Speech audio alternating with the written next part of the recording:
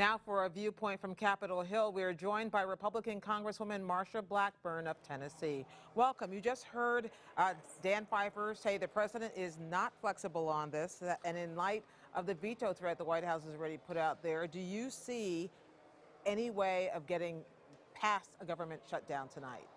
We certainly hope that Harry Reid and the president both are going to want to work with us on this, Judy. You know, we've been at this for quite a while.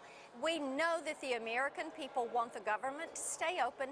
We know that they do not like Obamacare and that they want to see some changes made. And we've offered different ways to go about this. We have all sorts of bills that would deal with repositioning and reworking different sections of the bill. We're simply inviting, once again, Harry Reid and the president to work with us on this so that we keep the government open and we address the concerns that the American people have about Obamacare and the impact that is having on jobs. Dan just mentioned, you know, jobs in the economy, and you can talk to any number of businesses. I have a list of about 311 right now, and you can see where it's having an impact.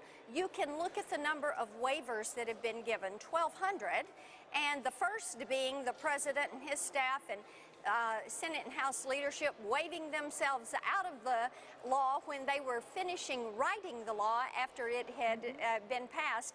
All of this is not fair. It is time to address this as fairness. It is time for them to work with us to keep the government open and to make certain that we do the right thing for the American people. That's what we're committed to. Marsha Blackburn, as I'm sure you're aware, the White House has used terms like extortion and blackmail and hostage-taking in recent weeks to describe what House Republicans are doing. Are they right? Is this a backdoor way for you, using the budget, using next month perhaps the debt ceiling debate, to kill the health care bill? Judy, I have to tell you, I find such language to be very sad and very inappropriate for the issues and the severity of the issues that are facing our country. I am every single day talking with and working with people in my district who are seeing their health care insurance cost go up 5 times, 105%. 300%, that are getting pay cuts, that are losing 40-hour work weeks, that are having to work 2 and 3 jobs. This is the very real impact of this law.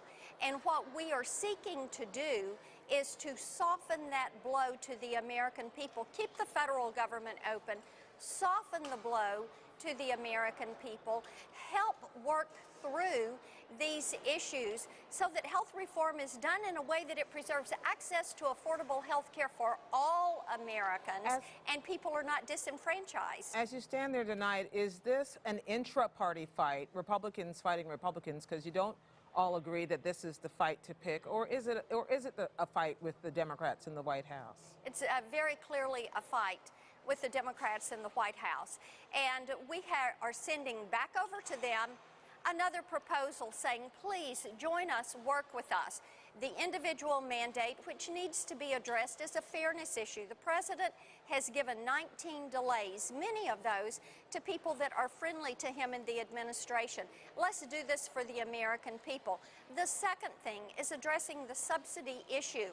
And to correct Mr. Pfeiffer, just so that he is aware, the way the severability clauses are written in the law, Judy, you cannot provide a subsidy for individuals into the Obamacare exchange. An employer cannot do that. So what we are doing is taking that action that will go ahead and remove that. OPM did not have the authority to make that provision and to send that memo, so we are addressing that in the appropriate manner tonight. Let me ask you about what faces Congress tonight, which is the potential for a government shutdown at midnight. Is this something that you are prepared to do, and no matter whose fault it is? And if it happens, are you prepared for members of Congress to give up their pay? Gwen, I know that there is a good bit of conversation around that.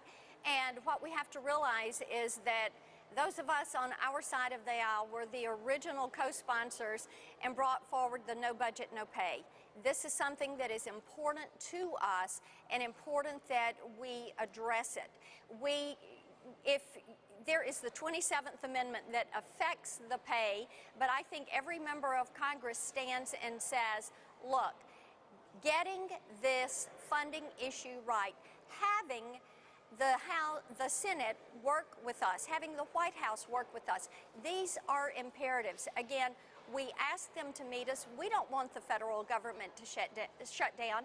It is so inappropriate, and it is not respectful of the people that have sent us here to do our job. Well, we'll certainly be watching to see what happens. Marsha Blackburn, Republican of Tennessee, thank you so much. Thank you. Yes.